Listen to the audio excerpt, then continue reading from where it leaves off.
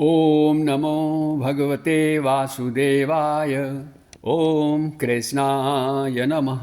हरे कृष्ण साथियों, आज हम चर्चा करेंगे कि मनुष्य को क्रोध क्यों आता है। काम, क्रोध, मोह, लोभ आदि ये सब क्या हैं। रामचरितमानस के उत्तरकांड में इन्हें मानक श्लोक कहा गया है। ये होते तो सभी को हैं, लेकिन कोई बिरला मनुष्य ही इनके बारे में जान पाता है।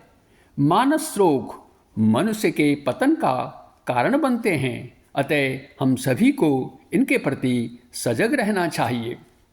भगवान श्री कृष्ण इस संबंध में गीता में क्या कह रहे हैं, सुनिए यह श्लोक।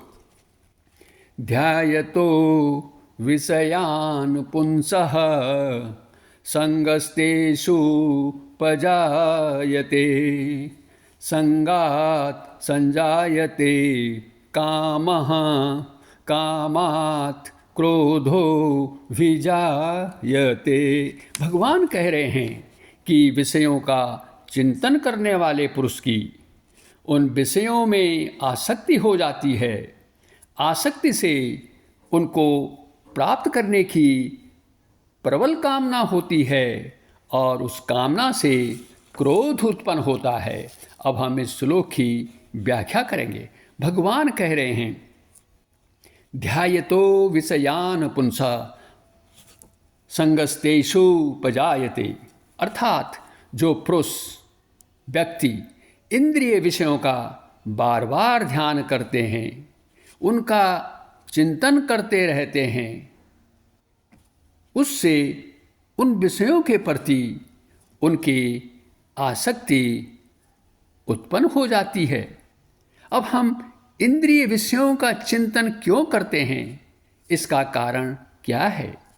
हम जन्मांतरों से, अनादिकाल से अनेक पदार्थों का भोग करते आ रहे हैं। उन भोगों की वासनाओं के संस्कार हमारे चित्त पर पड़े हुए हैं और हमारी इंद्रियां खाली नहीं बैठ सकती।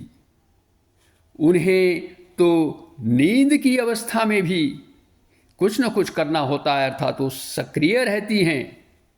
उन्हें सदैव किसी न किसी कार्य में लगाए रखना जरूरी होता है। यदि हम उन्हें भगवान की सेवा में नहीं लगाएंगे तो वे जरूर ही भौतिक वस्तुओं के प्रति आकर्षित हो जाएंगी और इससे क्या होगा, इससे वे इंद्रिय विषयों का बार बार चिंतन करती रहेंगी। उन्हें इंद्रिय विषय बार बार याद आते रहेंगे और उन भोगों के प्रति फिर क्या होगा, उस पुरुष की आसक्ति बढ़ जाएगी जो उन भोग पदार्थों का बार बार चिंतन करता आ रहा है। इसीलिए तो श्लोक में कहा गया है, संगस्तेषु पजायते। इस आसक्ति से क्या होगा, इससे काम उत्पन्न होगा। इसलिए भगवान कहते हैं, संगात संजायते कामः। आसक्ति से काम यानी कामनाएं उत्पन्न होंगी। मन चाहेगा भोगों की कामना, और जिन भोगों की वह कामना कर रहा है वो चाहता है कि वो भोग उसे मिले। जैसे यदि किसी व्यक्ति को चाय पीने की या मदिरापान की आसक्ति है तो उसके मन में बार बार मदिरापान अथवा चाय पान करने की इच्छा उत्पन्न होगी। कामनाओं के पूर्ण होने से लोभ उत्पन्न होता है। रामचरितमानस में भी कहा गया है, ज्यों प्रतिलाभ लोभ अधिकाही।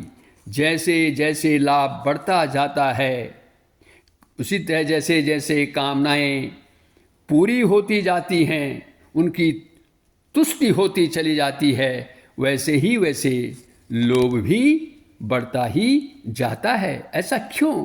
क्योंकि कामनाओं के पूर्ण होने पर भी उनका नाश नहीं होता। श्रीमद्भागवत में तो यहाँ तक कहा गया है कि यदि कोई मनुष्य विश्व की, इस धरा की समस्त संपदा भी प्राप्त कर ले, फिर भी वह अपनी कामनाओं की तुष्टि नहीं कर पाएगा।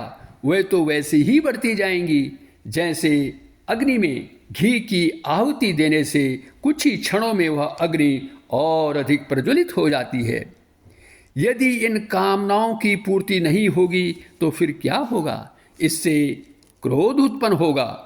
यदि कोई कामनाओं की पूर्ति करने में बाधा डालेगा तो उस व्यक्ति के प्रति क्रोध आना स्वाभाविक है। क्रोध और अधिक बढ़ता ही चला जाएगा उस व्यक्ति के प्रति। इस प्रकार हम यहाँ पर ये देखते हैं कि क्रोध अपने आप उत्पन्न नहीं हुआ है, यह उत्पन्न हुआ है कामनाओं की पूर्ति में बाधा डालने से। और ये कामनाएं कैसे उत्पन्न हुई हैं? ये कामनाएं उत्पन्न हुई हैं आसक्ति से, अटैचमेंट से। इंद्रिय विषयों का बार बार चिंतन करने से ही आसक्ति उत्पन्न होती है। अतः संक्षेप में कह सकते हैं कि इंद्रिय विषयों का सतत चिंतन करते रहने से, बार बार चिंतन करते रहने से हम क्रोध के महासागर में पड़ जाते हैं, गिर जाते हैं। साथियों, अंत में हमें अपनी इंद्रियों का अगर विषयों का चिंतन न करवाएं, यदि हमारी इंद्रियां विषयों का चिंतन न करें तो इसके लिए हमें क्या करना होगा? इसके लिए बहुत सरल सा उपाय है कि हमें अपने मन को भगवान की, भगवत की, ईश्वर की सेवा में लगाना होगा। जब हमारा मन भगवान की सेवा में लगेगा तो हमारी इंद्रियां भी भगवान की सेवा में लग जाएंगी, क्योंकि इंद्रियों का स्वामी मन ही तो है। इन्हीं शब्दों के साथ इस वीडियो को देखने के लिए आपका बहुत बहुत धन्यवाद। कृपया इस वीडियो को शेयर करें, लाइक करें और इस चैनल को सब्सक्राइब भी करें। अगले वीडियो में फिर आपसे भेंट होगी और जानेंगे कि क्रोध कैसे हमारे पतन का कारण बनता है। पुनः बहुत बहुत धन्यवाद।